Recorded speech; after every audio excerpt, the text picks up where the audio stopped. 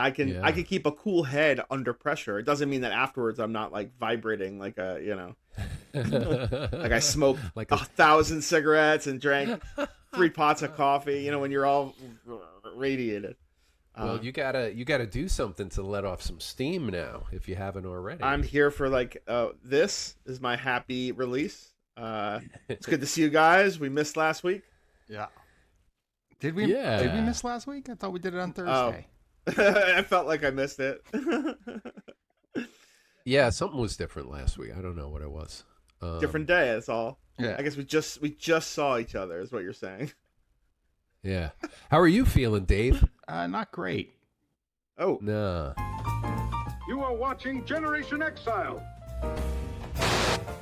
right. Mike, I don't know that you heard part 2 of my story. Jeremy did.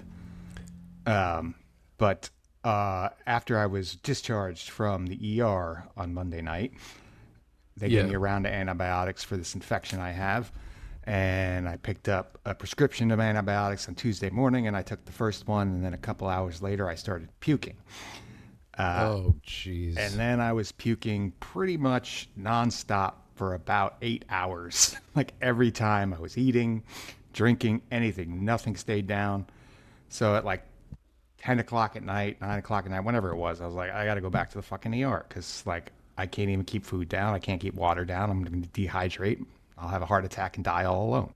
So Oh my God. So I went back to the ER, and the antibiotics did not touch my infection so much as it got worse. Like all my numbers had spiked. It was still raging through my body. So they admitted me. I stayed overnight while they gave me IV fluids and even tougher antibiotics, and they tested me for MRSA just in case I had a bacteria, an antibiotic-resistant bacteria. Did they test you for COVID? No, they didn't actually. Good. All right. Interesting. Well, I mean, I don't really have the symptoms. So, and then, I was on IV and antibiotics up until about 6 p.m. yesterday, and then they discharged me again, and I came home. And I immediately started feeling crappy again. So I'm not feeling so great right now, but I mean, the swelling that I had down here is mostly gone. Like it was, do you remember How to Get Ahead in Advertising? That movie where Richard E. Grant grows a second head. I had an advertising executive coming off the bottom of my chin. Oh my God. Yeah, I don't know what the fuck's going on anymore.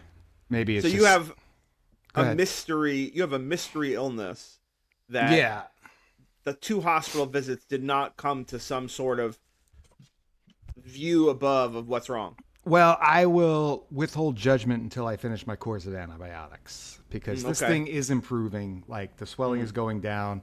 I had all this pain in my mouth that's kind of still there a little bit, but not nearly as bad as it was, a few days ago.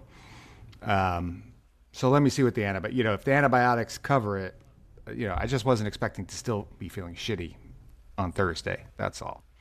So I'm not going to panic yet. And I guess it'd be interesting to hear what is the sort of the trigger pull for going to the ER. Like For me? what, For me? Yeah, for you, for Mike. Like what is it that like separates you from your normal, maladies? That's like, oh, ER time. How bad does it have to get? It's got to be puking involved or chest pains. Chest pains, right? Your heart is you're a heart patient. So Yeah, that's but the- if I had chest pains, then I just call 911. Like I'm not supposed to drive into that. But right. no, I mean I'm usually like gun shy about going to the ER. But I'm on Medicaid. It doesn't cost me a thing. So right, why not? Let's go there for fun. Go to there to meet people. well, It's like bingo. when they admitted me, they put me in a room with a homeless guy that I recognize from the streets. Oh, nice. And he was gone for most of the day. I think he spent it in the methadone clinic or whatever, but he came back. And man, it was really delightful to listen to him eat his hospital food. It was like the best meal he'd ever had. And he was just so fucking happy. He was like he ordered the scrod and white rice and baked potatoes and some pudding. and they brought You the know food. his whole order. I heard it. Well, I heard it. And then Did you guys discuss his food? Or was he like, no. I didn't. should I try the scrod, Dave? You know what? He seemed like a nice guy, but he was also like, he's kind of a crazy homeless person, and I didn't He had want that third eye stare, whatever the mile. Well, no, stare. we had the curtain between us. I just didn't want to. I didn't want to engage him because I didn't want him to think that we were going to be talking the whole time. Oh yeah, that's like, a danger. It's one of those kinds of guys. So I just kept quiet. Did he try to engage you like occasionally? It was like, wow, it's pretty cold in here, don't you think? No, but he did. He did like respond to conversations I was having, like with the nurse or Maria Elena came. We were having, and he would just like offer up his own interjection, but not loud, like just to himself. The funniest one was I had this nurse who was, she had her shift just started, and she was like a little frazzled, and she's like, "Oh, where's my brain?" And I was like, "Didn't you just get on shift? Like that should be an end of shift thing." She's like, "No, I had a late shift last night, and it was a stressful day with my kid, so I'm a little frazzled right now. I'm sorry, but I'll get it together." And then from the other side of the curtain, I hear, "Yeah, that's a little unprofessional. Maybe just keep it less personal. I don't know." Like, oh, some judgment. Yeah. You should have been like, I don't know, Scrod's not really in season right now. But, Joke's on him. Scrod's not even a fish. He's got to keep it down in the peanut gallery there. But no, he was. What was he saying when Mary Elena showed up? Was he like, "That's a fine-looking Latino lady"? Well, that's the thing is he came back from wherever he was while she was there, and I was like, "Oh God! Like I hope he doesn't like clock her," And he did not. Yeah. He did not even notice. Yeah. He apparently was on only IVs for like 24 hours. He couldn't eat for whatever. I don't know what his ailment was. Something with his back. And they can't give him painkillers because he's a heroin addict. But he was finally like cleared to eat, and he picked up the phone. He's like, "Yeah, can I get the Scrod?" And and they came and brought that up. And man, like he took that first bite, and you just hear. Scrod, man. That's delicious Scrod. Right. And then for like the next 10 minutes, he was having the time of his fucking life. And I'm like, you know what? Yeah.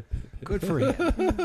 And as much as I don't love my town that I live in, I love the fact that we have a not-for-profit community hospital that will take a homeless guy in and won't charge him a fucking penny and look after him, while he's sick. And no one's ever that enthusiastic about eating Scrod. No. Scrod from a hospital. All right, I guess I'll have the Scrod. Hospital Scrod. It's not exactly like a night of lobster and, Dungeness crab. It's not serpent. Oh, my God.